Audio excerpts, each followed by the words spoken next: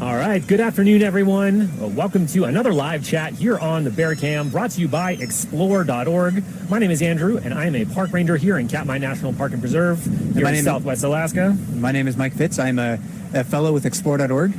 And this is something we do periodically here on the Bear Cams, a partnership between Katmai National Park and explore.org, something we've been doing since 2012. And if you're just joining us, this is an extra special time to start watching the Bear Cams. This is Katmai National Park and Preserve's centennial year. It's our 100th birthday as a national park. We first became a national monument in 1918. So we will have special webinars and special events throughout the summer. It's an extra special time to be joining us. And the Brooks River became part of Katmai National Monument in 1932, if I remember correctly. I believe 31. 31, oh, okay. Yeah, the Hoover years. Yes, okay, thank you very much for that. So this has been a very special part of the area for a long, long time. Yes. Originally, the monument was established for the volcanic scenery and scientific importance of the 1912 eruption of Nova Erupta volcano. But since that time, it's been expanded many times. A couple times over the decades, yes, actually. Yeah, now it's one of the largest national parks in the United States. And Brooks River is one of the more famous destinations in Katmai because of course, brown bears and the salmon that we have here at the waterfall. And speaking of which, it is now peak season here. We are in July, and a very distinct series of events happens here on the Brooks River around this time of year. First, we have the salmon show up, and then the bears, and people to watch the bears, including our webcam viewers. And the salmon have begun to come up the river to spawn, and that is why the bears congregate here on the river. And we're going to be talking today about some of the behaviors you can see these bears exhibiting, specifically as it relates to fishing. Yeah, we're going to talk about bear fishing styles during this chat. And so if you have questions sort of relating to that topic, when you're watching on explore.org on the live chat channel there, scroll down to the bottom of the page, you'll find some comments, and you can post your question in there, and then one of the moderators from explore.org will be looking at that feed and sending us those questions. So during the last half of this chat, we're going to try to do our best to answer as many of those questions as you can. Brooks Falls is an extremely important place for bears to fish for salmon. It's really like the first place where bears have access to these salmon after a long winter without food and a spring season where there's almost no food. Then we see bears employing a lot of different styles to try to get these first heavy calorie meals. Yeah, absolutely. It is amazing, and one of the big takeaways from watching bears on Brooks Falls and in the riffles near here is just how different bears can approach the same activity, the fundamentally same activity of trying to eat and catch their food in the river, how individual and adaptable they really are at achieving that. You'll see different bears exercise different tactics, different strategies to try and catch that sockeye salmon, of which about 51.3 million are supposed to come up from Bristol Bay this year. Yeah, I think when we watch bears fishing, you know, we see a lot of individuality amongst and behavioral differences between the variety of bears that are doing it. We also see quite a bit of adaptability and learning as well. Yes. So each time we're watching those bears, we can kind of key in on some of those characteristics, I should say, of brown bears, because you'll see some bears fishing at the base of the waterfall in very particular locations, sometimes on the top of the waterfall. You'll see bears fishing downstream, expending a lot of energy to do that. So it kind of all depends on some very individual characteristics and circumstances. Absolutely. And can we talk about, Mike, why a bear would choose a certain tactic, a certain strategy? Because it's not all about catching as many fish as possible, right? There are other factors involved. There definitely are. Of course, they want to eat as much as they can. Right. I mean, that's, I think, is a general rule of thumb. They want to eat as much as they can, but it really does kind of boil down to the economics of their of energy. Yeah. If a bear can make it profitable in calories, a behavior profitable, they're going to do it. Mm-hmm. And not all bears can fish in the same way because it's not a profitable strategy. For example, if you're a young bear and you want to fish some of the more productive fishing spots at Brooks Falls, it's going to be pretty hard for you to do that. Yeah, and certain strategies for fishing use more calories. So it's not just a game of taking in calories, but it's also how little can you expend in trying to get those calories. So, as you said, energy economics, calorie maximization is another way of framing it. How can you lose as little calories while taking in as many? And we see a lot of the really large bears at Brooks Falls are masters at efficiency. Yes. They make huge profits. Already we see some very pot-bellied bears at the river. And then we see some younger bears that have to work a little bit harder to get their meals. Maybe they don't need as much fish proportionally as a really big bear. Right. But they have to work a little bit harder to do that. Absolutely. As you said, some of these older bears in particular are masters. They've mastered the technique. You don't get that big and that rotund on accident.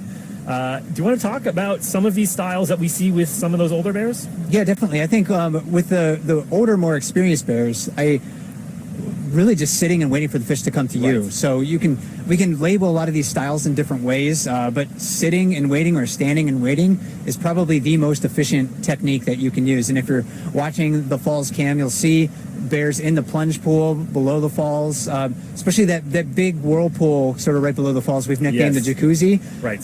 Typically occupied by the largest bears here at Brooks River, and a very efficient place for them to sit and wait for salmon. And there, and again, what we call the jacuzzi, you will see some of the largest, most round bears sitting up to their necks in the water, just waiting for the fish to come to them. Patience, grasshopper. Let it come to you. Don't get overly excited. In contrast, you will see some of these younger bears, literally their heads are going back and forth on the falls, on the lip. They're getting excited. These older guys, these older females, they've learned that patience, in this case, is a virtue. And it does also depend on how well fed they are. Right. If bears at this time of the year are starting to get pretty well fed, Yeah. a lot of those larger bears, so they're not working nearly as hard to even eat the salmon. You'll sometimes see them like catch a fish, and almost like they're so full that they just like they pin it to the ground and start to eat it. But it's almost like when you have like that last piece of pie on Thanksgiving. It's Right. like, do I really need this? It's Your heart is not in it as much as it is when it first arrives. but it's there, and I want it. So, the younger bears will often have to learn to exploit those different fishing locations, and that's one of the stories that we see on Bear Cam as well, is younger bears sort of growing and maturing and learning to maybe fish the jacuzzi, or learning, in this year especially, learning to fish the lip of the waterfall. Yeah. And that is one of the things that are special about the Bear Cam and about this relatively small river, is that we do see the same bears year in, year out, and we're able to follow them over time so we can see how they learn, how their styles may change from when they're cubs versus when they grow into subadulthood and so on. We can see that sort of evolution of behavior. Speaking of sitting and waiting, though, let's talk about a few of the bears that are particularly notorious for that. I can see one out of the corner of my eye. I can see one bear against the back wall who's particularly well known for that. Yes, and that's number 480 Otis. It seems like we talk about him on almost every chat. He always comes up inevitably. Yeah, I mean, he's on the camera a lot. He's a good bear to get to know because he's fairly recognizable. Yes. He has a floppy right ear, very large, fairly blonde. He likes to sit in the far pool, who also fish in that plunge pool below the falls called the jacuzzi. Yeah. And he rarely chases fish. He almost always is trying to sit and wait for the fish to come to him. And he's probably the oldest adult male that we have here at Brooks River, 22 years old at least, maybe a couple years older or so. And again, a master of efficiency. He sometimes looks like he's not paying attention to anything, but he's very, very focused on the water that's right in front of him. And any fish that swims by him, he's going to pounce on immediately. So, and people often like to sort of rib or make fun of Bear 480 because he does sit there. He sort of has a hunched over posture, and often you'll just see his head just sort of go back and forth, never really moving. But again, it's not that he's being lazy. People like to make fun of him for his laziness. It's incredibly smart from the perspective of, again, energy economics. He's not burning any calories by chasing these salmon back and forth.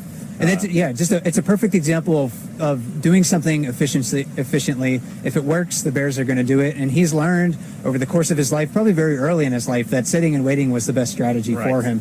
And ever since I've seen him at Brooks Falls, over the past decade. He's always done that. He really has not changed his strategy because he knows it works. He knows it works, and he has the pounds to show for it. He's consistently a top contender in the Fat Bear Week competition that we do on our social media channels every fall. I think he won it last year again for second year in a row. Third year overall. Yeah. So, and there's other bears that employ that strategy as well. Number 747, a very, very large bear, sits in the jacuzzi. Number 856. Those two bears are extremely dominant bears on the river, and you don't get as big as they do by being bad at fishing. You really have to be good at fishing, and they're extremely efficient in the jacuzzi. And sometimes we'll see them catching 2 fish every 5 minutes and consuming them all in that amount of time. Yeah, I know during a play-by-play broadcast that we did several weeks ago, you were sort of keeping track of bears, or the number of fish that 856 was eating in a certain time period. I don't recall the exact numbers, but I believe you said something like 22. It was a lot. Yeah, I can't remember off the top of my head. I had to get my notebook out and check that. But yeah, they easily can catch a dozen fish in a day, but sometimes as many as 40 fish in a day. In fact, when the salmon are really abundant on Brooks Falls, if you're good at fishing and you can exploit those fishing spots where the salmon are pooling or jumping, you can catch 3 dozen fish or more. And we've been seeing that recently with some of the bears, especially on the lip of the waterfall. And again, this is a relatively unique phenomenon. It's only a few weeks a year that they're able to do this. They're not able to do this year round. I feel like some people have this image of Alaska that, the bears are going to be fishing at Brooks Falls 365. That's definitely not the case. It's only for a select period here when the fish are coming up by the hundreds of thousands in a matter of weeks here in the Brooks River that they're able to sit there and let the food source come to them. And it's also worth noting that these are pretty spoiled bears from that perspective. Bears in Yellowstone and Denali are not able to do this. They don't have this high density of fish that allows them to sit and wait. Yeah, the bears here are very fortunate that they have this very rich food resource and they can get so fat. I mean, there are some bears here now that look like they could go into hibernation. 747 is one of them. 409 bead nose, a fairly large adult female, is another one. So they are packing on a lot of weight fairly early in the season, and it is because this waterfall that we have here makes the salmon accessible to them. Absolutely.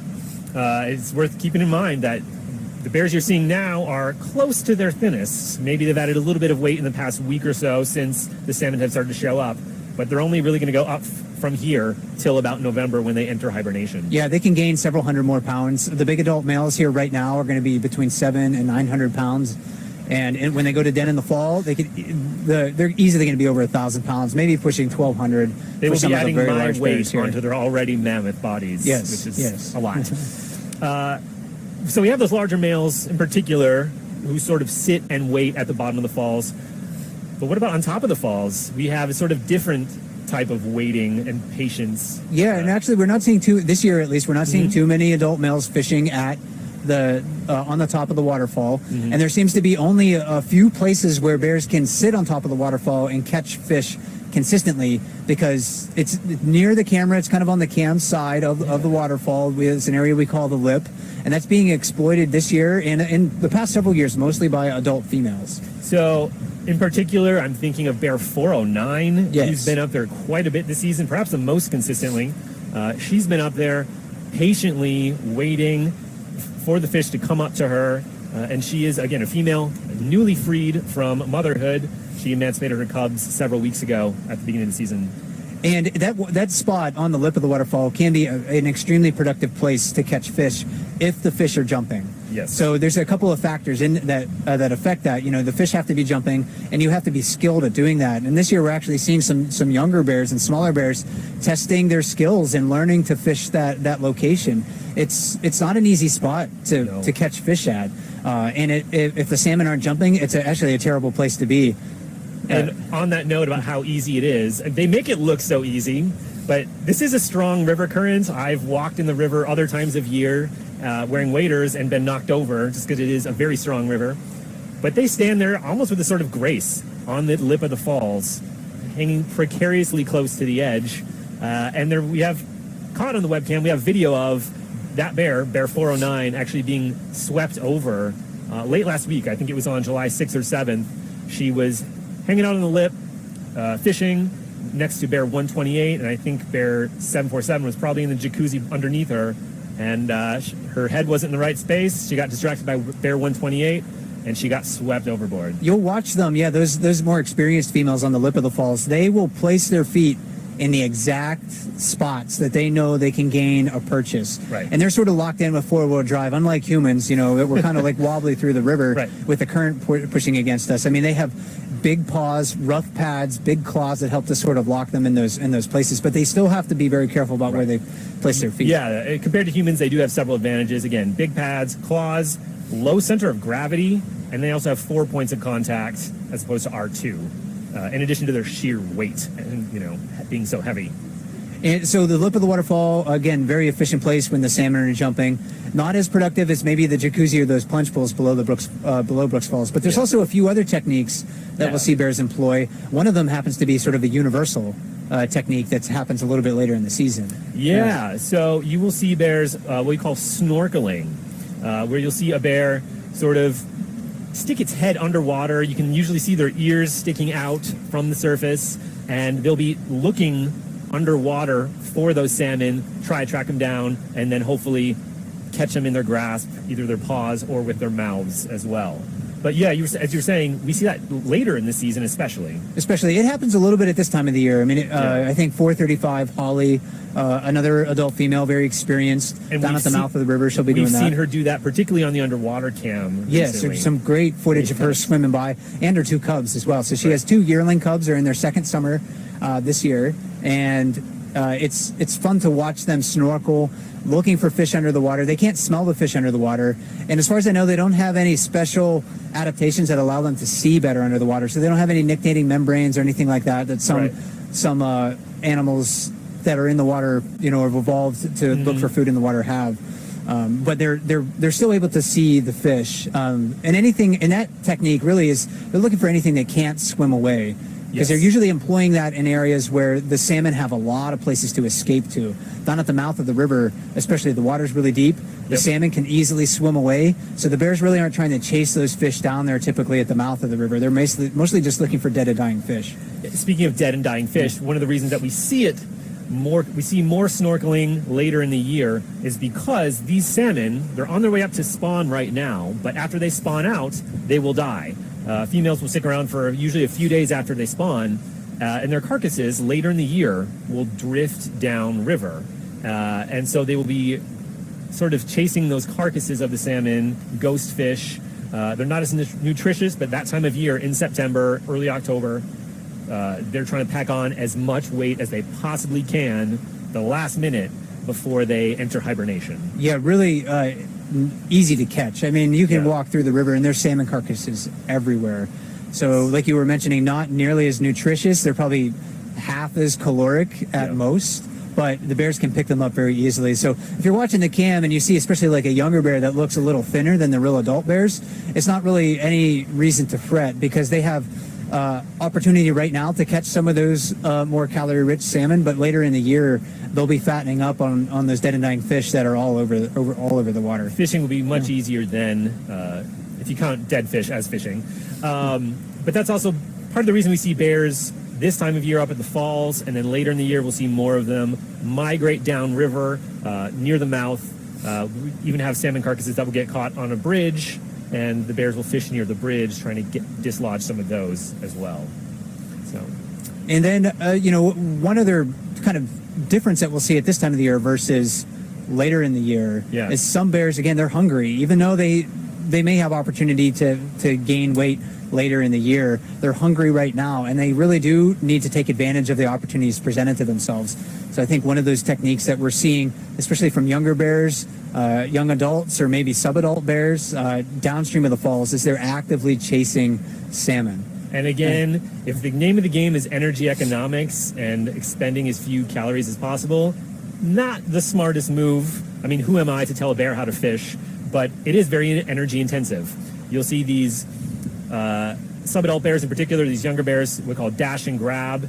They'll chase them, they'll run, like perhaps for example, here in the riffles, they'll run and then they'll jump and try to pounce on these fish in the river. Uses a lot of energy, perhaps not as successful, but it's all they really know how to do at this point, and they're excited. they've been starving for a number of months, and all of a sudden they have this bounty before them, this cornucopia of fish in the river.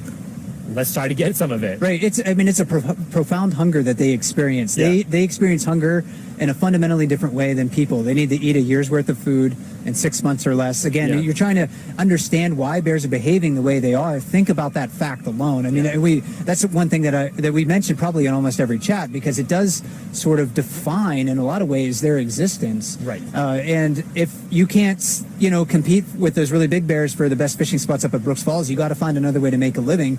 And maybe even if you are expending more energy trying to chase fish down, you got to do it. So Yes. if that's the only option presented to you, that's what you're going to have to do. Yeah, and related to that, in the past couple days, I've really noticed a change in the bears that we were seeing on the cam here in the riffles and closer to the falls. Subadults, of which we have many this year and last year, have sort of learned that they can come up here and the fishing is getting better.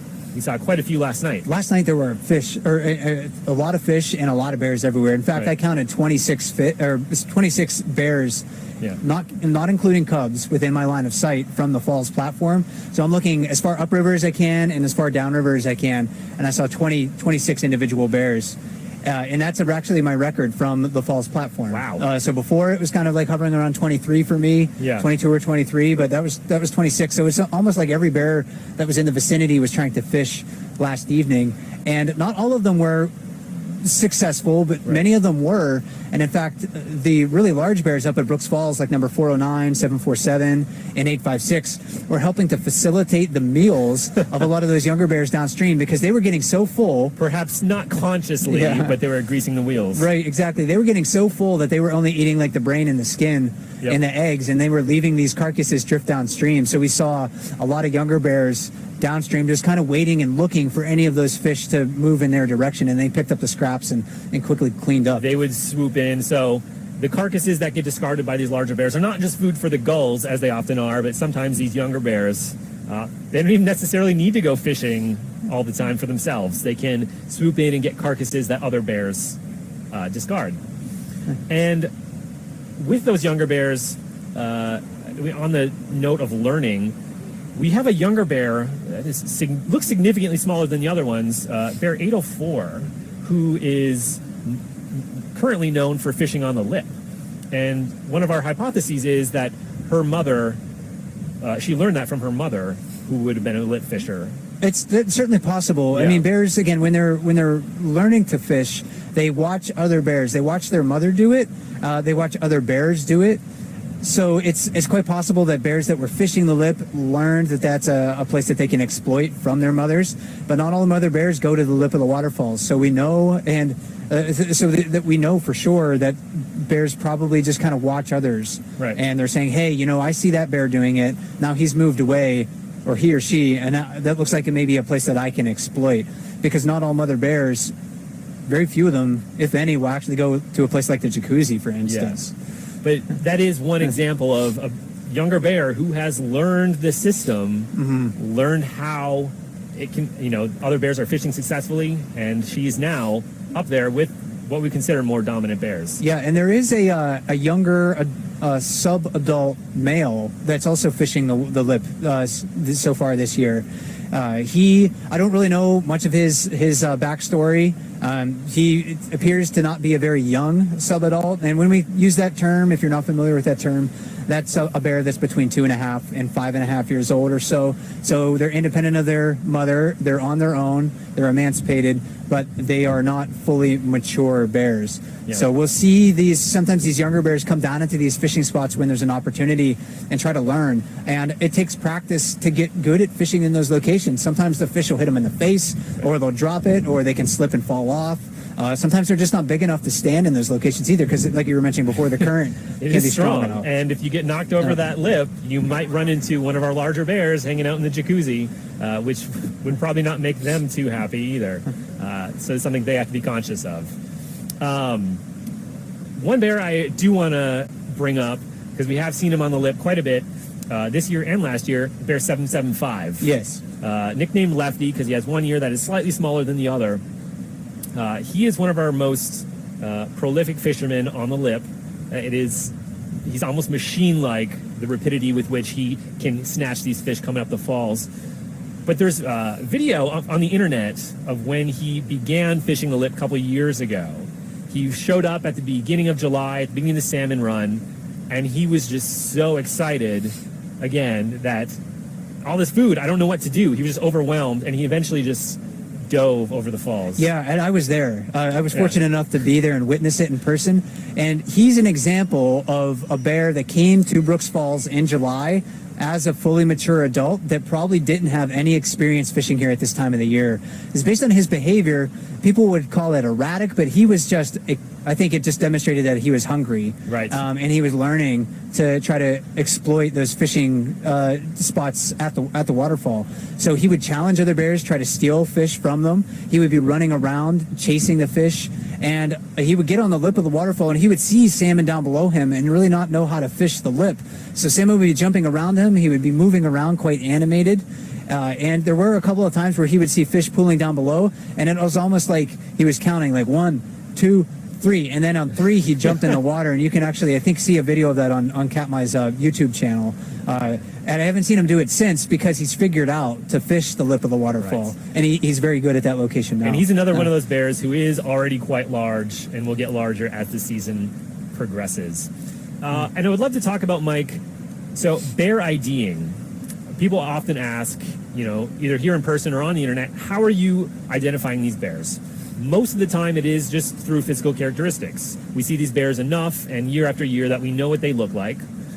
But how and where these bears are fishing can also be a tool for IDing them. It definitely helped me when I first started trying to learn the individual bears, because again, each one of these tells us a little bit of a different story about the bear world. Right. Their strategies for survival and reproduction, the hardships that they go through, their stories of maturation. All of those things are told by these animals. So certain bears will fish in certain locations. There's actually very few that are really generalists and will try to fish everywhere. Right. We were talking about 480 Otis at the beginning of the chat. He fishes the far pool very frequently. What people lovingly call his office. Yes. Fishes the jacuzzi as well. Bear 409 bead nose, very prominent on the lip. So once you learn a couple of those bears, it's easy to start to figure out a lot of the others as well. Right. Sort of their signature moves, if you want to think about it that way, simplifying it. So we talked about, Mike, we talked about sort of just waiting, sitting and standing around that we see with some of our larger bears. We've talked about dashing, grabbing, which is often something we see with these younger bears where they'll run up and they'll just pounce. We've talked about snorkeling, what we'll see later in the year, particularly with, I think, a bear 435 who does that quite a bit now, even. And we've talked about bears on the lip, but there's also a behavior that we don't see too often called diving. Yeah, that's something that I've rarely seen here. There was a very famous bear nicknamed Diver, and if anyone was able to visit Brooks River in the 70s, 80s, or 90s, in fact, I see one gentleman here who's standing behind the microphone, or behind the camera, who's witnessed Diver. Yes. And that bear became very famous because he was one of the few that could exploit that technique of going under the water to dive for fish that were inaccessible to a lot of other bears. He would do it in the jacuzzi, for instance, kind of completely submerge himself. So he was able to get fish that were not accessible to all these other bears. And he was one of the largest bears probably ever at Brooks River. There's a lot of stories that I've heard about him, but we have some photographs as well that sort of collaborate those tales. And his belly was almost dragging on the ground. So a very, very large adult male.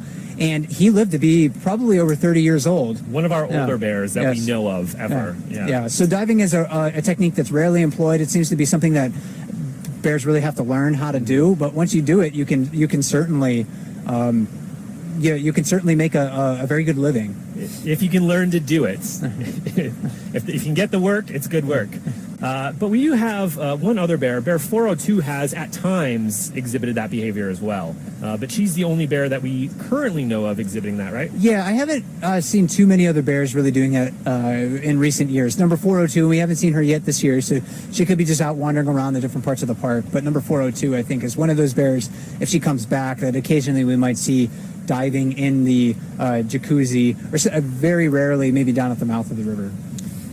So we are about 30 minutes after, Mike. since the beginning of the live chat. If you are just joining us, my name is Andrew. I'm a park ranger here in Katmai National Park and Preserve. We are here in a remote part of Southwest Alaska. This is a live chat that we do throughout this peak season here on the bear cams. This is a partnership with explore.org. We've been doing since 2012, and I'm joined here by Mike Fitz, who is a bear cam fellow for 2018. And we will be taking your questions shortly, particularly related to bear fishing styles. If you guys have questions, you can leave them in the comments there, and we will begin to go through those. Yeah, and there's a few other points that we wanted to talk about. I think some of the factors that affect how bears fish at the waterfall or throughout the river in the whole season, water availability or water flow is one of them. Deeper water sometimes can make it harder. Deeper water can make it much, much harder to be a fisherman if you're a bear here, just because the salmon have more escape routes. Think about it, the water's deeper, it's harder for you to sort of corner the fish. And a great example of that was last year, this 2017 season here on the Brooks River. Water levels were very, very low. And because of that, we saw a lot of sows with cubs, these female bears with cubs, and subadult bears hanging at the lower river because fishing was easier for them down there. Fewer escape routes for the salmon, and they didn't have to worry about the larger males sort of turning on them or getting in their way. So that was one example of how water depth really shapes where these bears move. Another thing is just salmon availability. Do you want to talk about that a little bit, Mike? Yeah, definitely. Bears are going to exploit Brooks Falls for a very short window. Yeah, maybe 4 weeks at most, typically. Sometimes it can be a little longer, a little shorter, just depending on how many fish are moving through the river. But that's probably the major factor more than anything else is salmon availability. Right. And salmon move through the river in pulses. We don't see consistent numbers of fish going through the river. So it varies depending on the influence of the tides out in Bristol Bay. They'll move into the Naknek River on an incoming tide. And there's also fish being caught in the commercial fishery out there that intercept some of those fish. So there's a variety of different factors that influence when the salmon get to here. So the salmon availability is one of them. And speaking to that, on the Falls platform, we usually have a ranger who is taking salmon counts on a half-hour basis. And speaking to that pulse, yesterday, I believe it was, or excuse me, Sunday, at one point in the morning, we had 250 salmon jumping per minute. Later that afternoon, this same day, we had about 20 salmon per minute, 1/10 of that. So it's not as if the flow of, it's not like a faucet, it's not constant. It pulses, the salmon don't all jump, sort of at regular intervals by any stretch of the imagination. No, certainly not. Certainly not. And then later in the year, like we mentioned before, salmon will become more plentiful as they begin to spawn and die. Maybe not concentrated at Brooks Falls, but spread throughout the river as they die. And that allows, again, bears to find food resources across the more dispersed area. And so we've discussed all these fishing styles. Some of them have to be mastered and learned. But even if you do master a certain technique, you always have to worry about other bears and competition, right? Definitely, yeah. Especially if you want to occupy those more preferred fishing spots like the jacuzzi or the lip or the waterfall. If you want to be a bear fishing at Brooks Falls, you really do have to have some bulk to you, or you have to be bold, or both. Right. So assertiveness really kind of works in your favor if you're willing to stand your ground in some cases. Right. Bears are smart, and they know when to pick their battles wisely. They know when to back down. If you're a bigger bear, they often know when to challenge other bears to exploit those food resources. But competition does definitely play a big role, and that's why we're not seeing a lot of younger bears right up at the waterfall typically, just because they can't compete with those larger bears. Although yesterday in particular, the subadults are knocking at the gates, waiting to swoop in whenever these larger males decide to exit stage left. Should we begin to take some questions, I think Mike? we got a bunch of questions in our queue. So fantastic. Yeah, if you are wondering, you have other additional questions about bear fishing styles and maybe wondering about some things that we haven't answered yet, please just drop them into the chat window on explore.org on the live chat channel, and we'll be happy to try to answer those for you.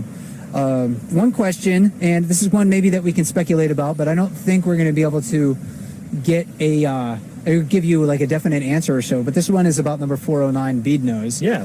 And sometimes we see her sort of holding her paw up in the air when she's standing on the lip, and somebody's wondering, does this give her an advantage, maybe quicker movement, or is it just a random thing that she does? Is it a quirk? Yeah.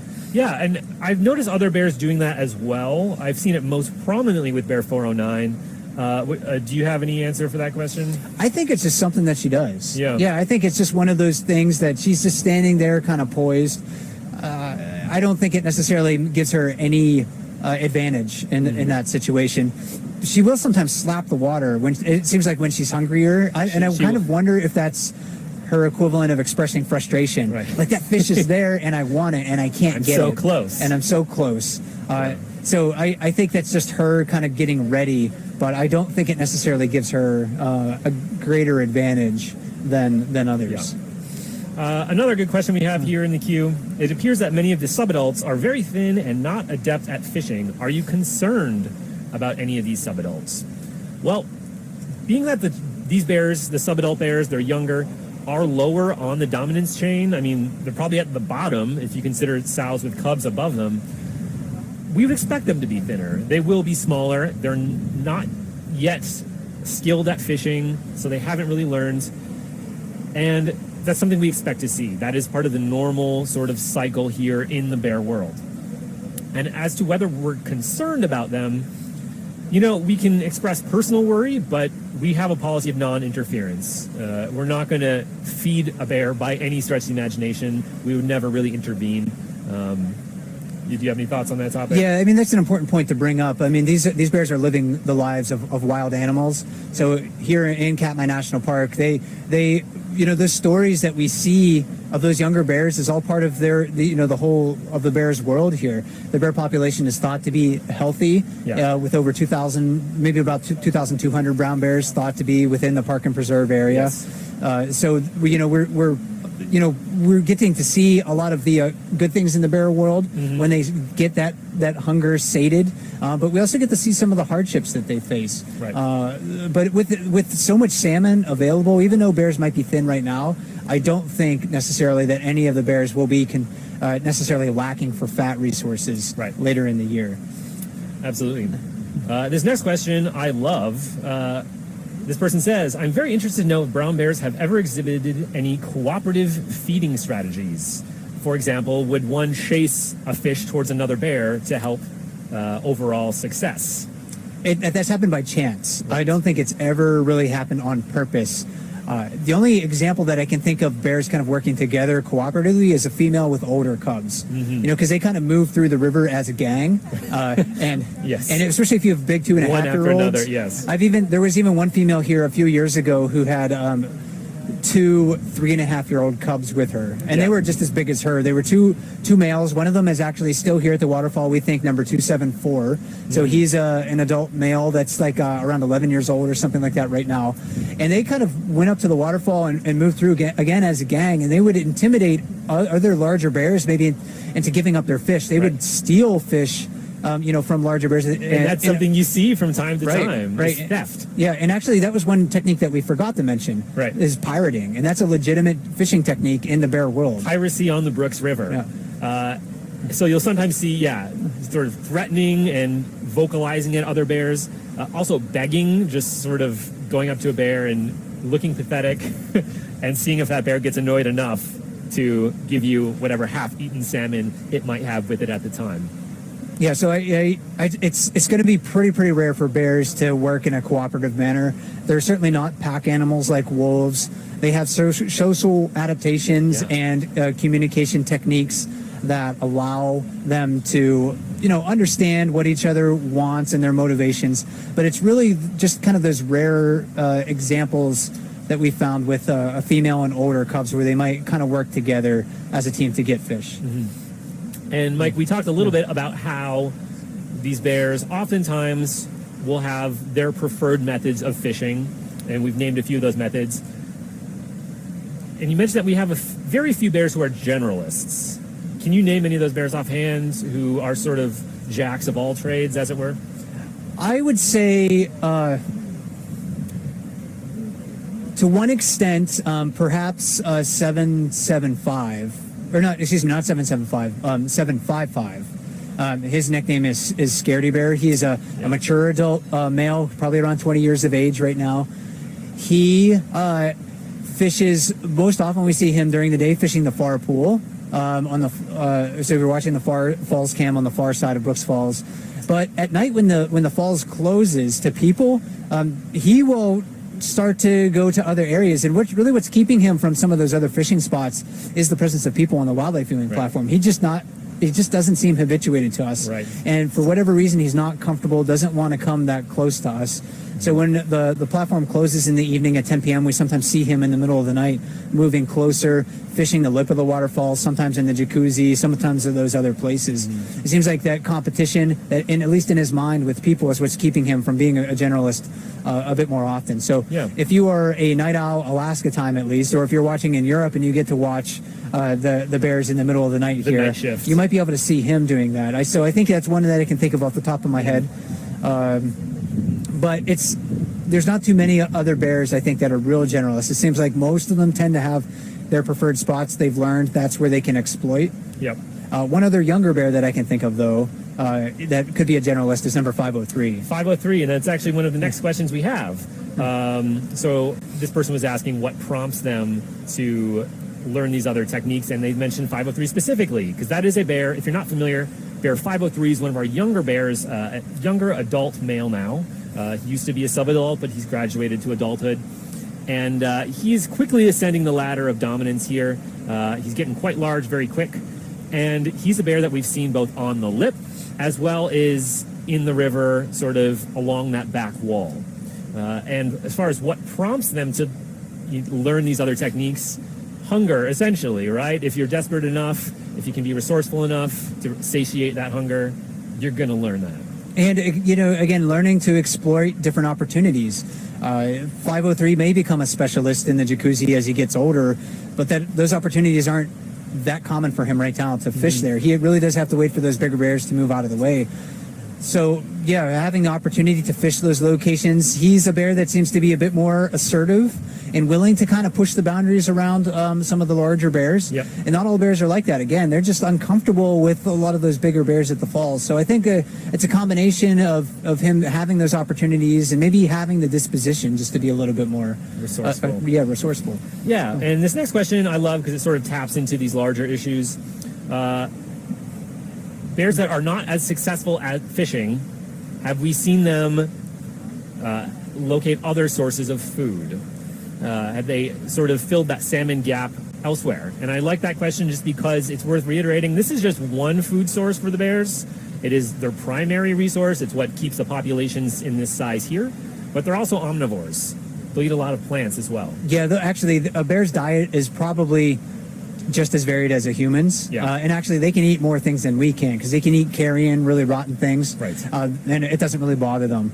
So generalist omnivores are brown bears, and that's probably one reason why a lot of places that people sort of settled across the North American continent over the past, few tens of thousands of years. As soon as people kind of moved into North America, they probably were in direct competition for bears for food resources.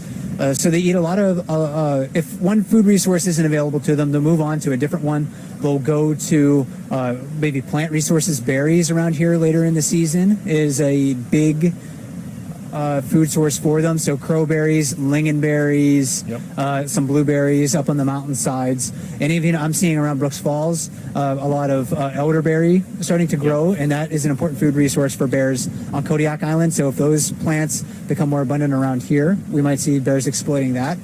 And then early in the season too, tender grasses can be an important food source, especially for younger bears. Yeah. Because you can actually maybe start to gain a little bit of weight on some of those tender plants in the spring if you're a young bear. Bigger bears are just too big for that to be really worthwhile for them, but younger bears can definitely make that work. And we talked about this previously, Mike, but on that note, there was a study done in Lake Clark National Park, which is sort of our sister national park to the north. They were looking at those bears in that park and sort of how their diet was composed.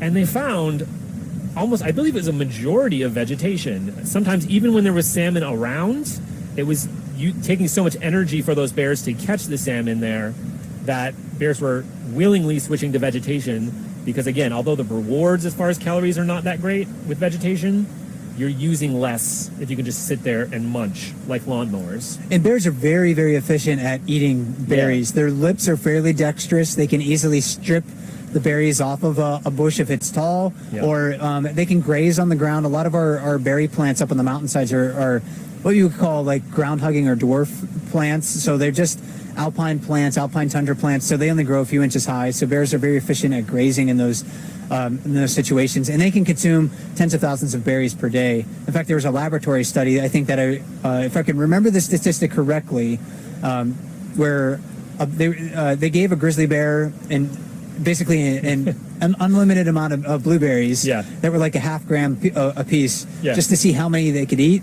And the bear ate like 180,000 berries in a day. So it just laid there and must have just lapped them up. Yes. So they can eat, it's just huge numbers of berries. On that note, I always get a kick out of here in Brooks Camp during certain times of year, we'll see bear scat that looks as though it were entirely berries, unchewed, undigested. And they'll eat these berries whole, often without chewing them, and they'll pass through the digestive system intact, but their digestive system is actually able to extract that nutrients through basically the cellular wall of these berries. So I always get a kick out of that. One question, Mike, we had here in the queue. We talked about fishing. How much does each fish actually weigh? Probably 4 to 7 pounds for the average sockeye salmon. We have another run of salmon that comes in August. And those are silver, also called coho salmon, and those get to be slightly bigger. Yeah. There's not as many of those on a good year, a couple thousand at the most. It seems like there were a lot last year. Very much more abundant last year than on average in August. But 4 to 7 pounds for sockeye salmon, and that is about, when they're fresh from the ocean, about 4,500 calories. So if you see a bear catch, let's say 409 or 856, for example, catch 10 fish, and if they eat the entire fish, that's 40,000 calories. I've definitely seen bears have 100,000 calorie days eating the entire salmon. It's not like they're just eating the skin. I've definitely seen bears hungry enough to eat the whole entire thing. Right. So it's incredible to see them catching 20 fish, 25 fish, and eating just the whole thing. So I can't imagine taking in 100,000 calories. Yeah, contrast that with just a few thousand calories in the average human diet on a daily basis. Quite a bit more, by a lot. All right, let's see here. And one question that people were kind of wondering about was about some of the younger bears. Are we sort of surprised that we're seeing some success with these younger subadult bears? We kind of discussed their fishing styles, but is there anything that really surprised us about some of the success that some of these younger bears are finding?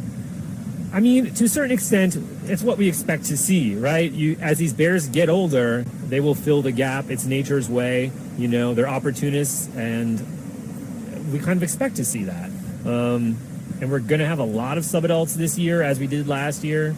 So you're going to see these opportunists filling those gaps. Yeah, I don't think it's necessarily surprising either. Yeah. I definitely think this is something that we're observing this year because there is a fairly high proportion of younger bears. Mm-hmm. So they're more visible on the cameras.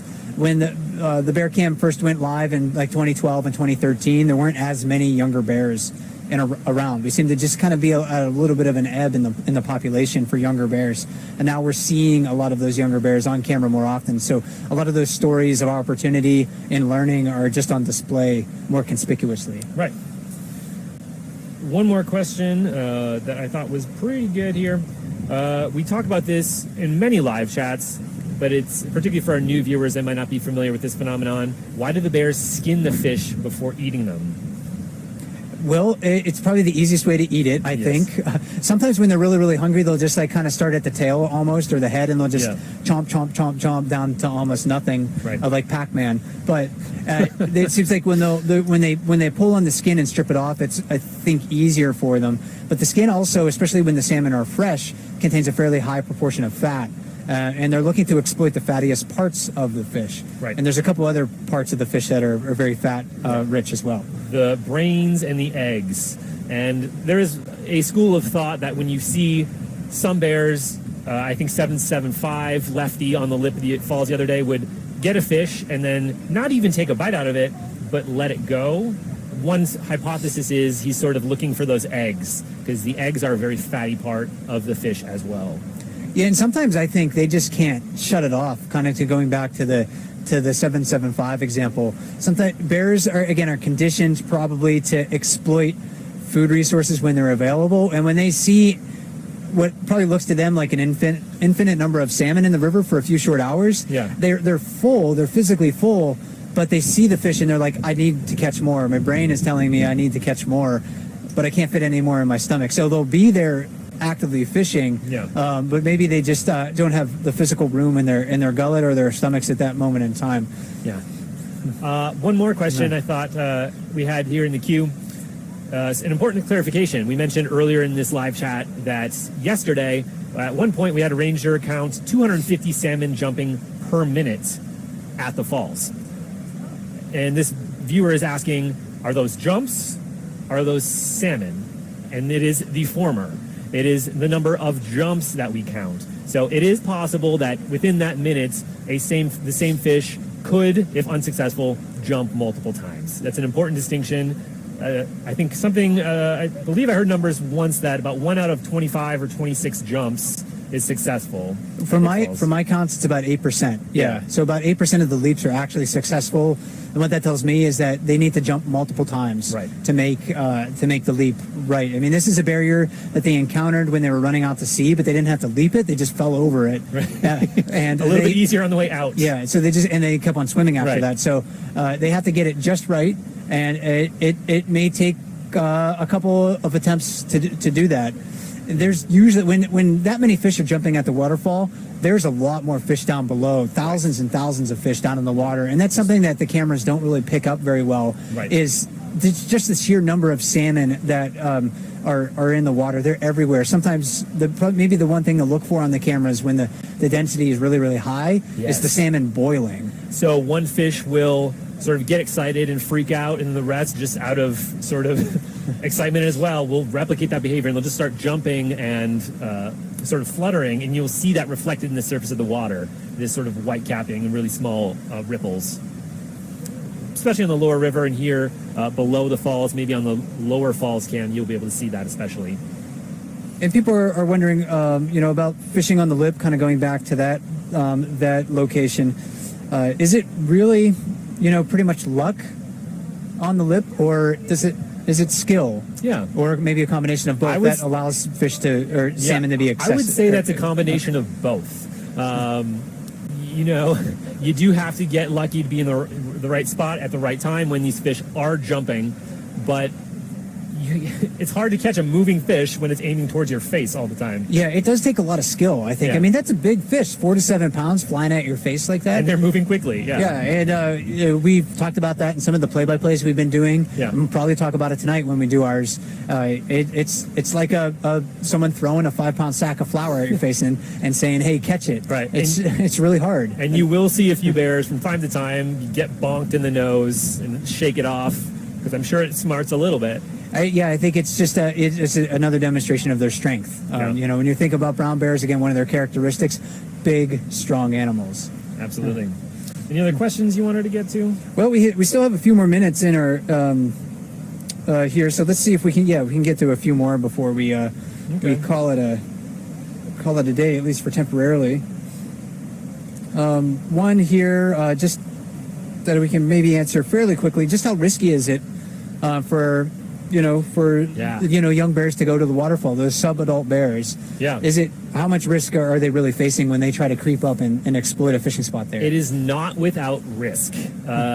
So you have these bears, these larger bears seem to be preoccupied with food, but we had an excellent reminder of the dangers last week.